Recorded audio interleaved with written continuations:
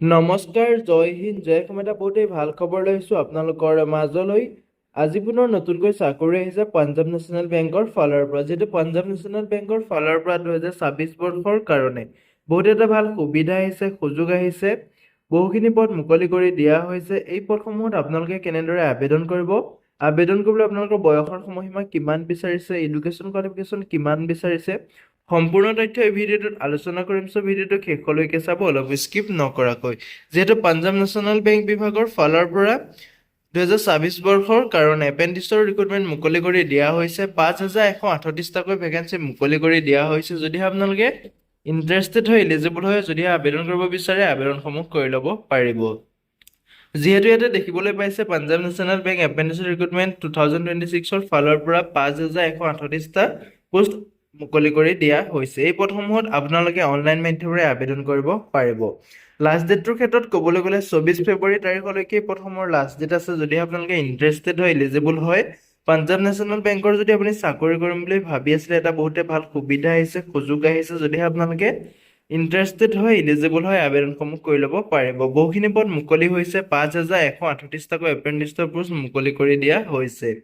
এতিয়া যিহেতু আপোনালোকে নেম অফ পোষ্টটোৰ নাম দেখিছে, আপোনালোকৰ এপেণ্ডিক্স হয়, যিহেতু টোটেল পোষ্ট ইয়াতে আপোনালোকে 5138টা পোষ্ট দেখিবলৈ পাব। লগতে আপোনালোকৰ অসমতো ইয়াৰে 132টা পোষ্ট দেখিবলৈ পাব। ইয়াতে আপোনালোকৰ টোটেল ডিউৰেশ্যনটো যিহেতু ট্ৰেইনিং টাইমটো আপোনালোকৰ দিয়া আছে 12 মান্থ দিয়া আছে।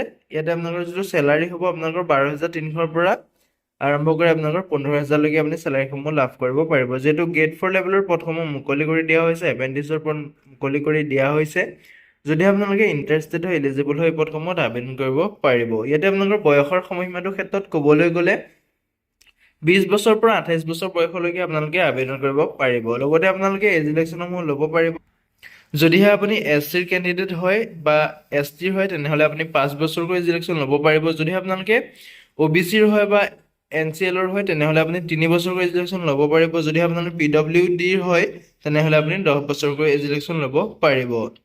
এডুকেশ্যন কোৱালিফিকেশ্যনৰ ক্ষেত্ৰত ক'বলৈ গ'লে, যদি আপোনালোকৰ গ্ৰেজুৱেশ্যন আছে বা ডিগ্ৰী আছে, তেতিয়া আপুনি প্ৰথমত আবেদন কৰিবলৈ এলিজিবল হ'ব। ইয়াতে লগতে আপোনালোকে লোকেল লেংগুৱেজটো জানিব লাগিব। যিটো ষ্টেটৰ কাৰণে আপোনালোকে আবেদন কৰিব, সেই ষ্টেটটোৰ আপোনাৰ লোকেল লেংগুৱেজটো জানিব লাগিব।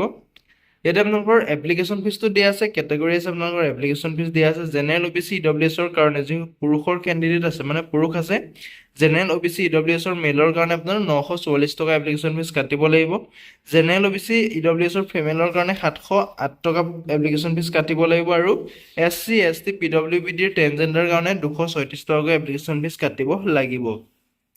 হাউ টু এপ্লাই ক্ষেত্ৰত ক'বলৈ গ'লে, যদি আপোনালোকে প্ৰথমত ইণ্টাৰেষ্টেড হয়, এলিজিবল হয়, ভিডিঅ' ডেছক্ৰিপশ্যনতে মই আবেদনৰ লিংক দিম, তাতে গৈ আপোনালোকে আবেদনসমূহ কৰি ল'ব পাৰিব।